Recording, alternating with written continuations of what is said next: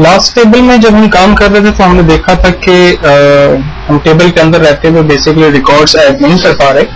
और उसकी बेसिक वजह ये थी कि दोनों टेबल के अंदर आईडी नाम की जो फील्ड है वो मौजूद थी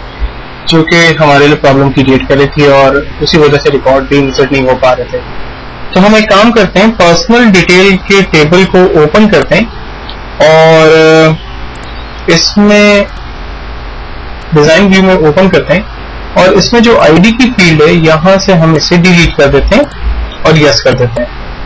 और देन उसके बाद टेबल को सेव करके बंद कर देते हैं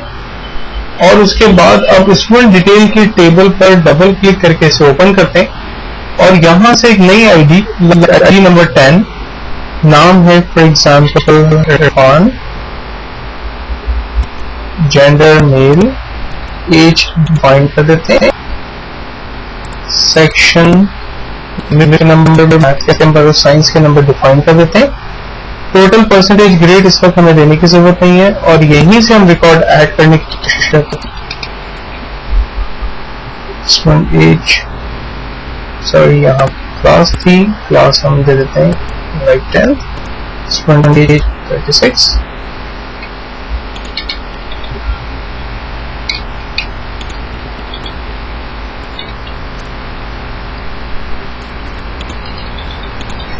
कंप्लीट रिकॉर्ड ऐड करने के बाद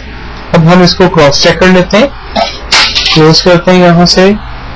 अपने पर्सनल टेबल पे जाकर देखते हैं, यहां पर इरफान वजीर अली का रिकॉर्ड देखें, यहां ऐड हो गया और कंप्लीट डिटेल के साथ। और अगर मैं स्टूडेंट डिटेल के टेबल को खोलता हूं तो यहां पर भी रिकॉर्ड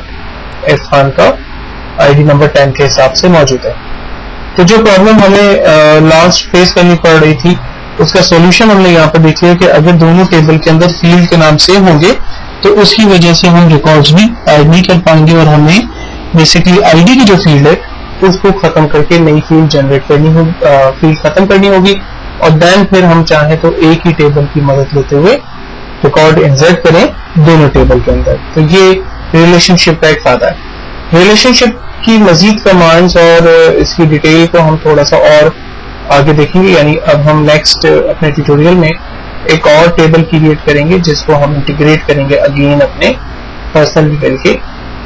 टेबल के साथ।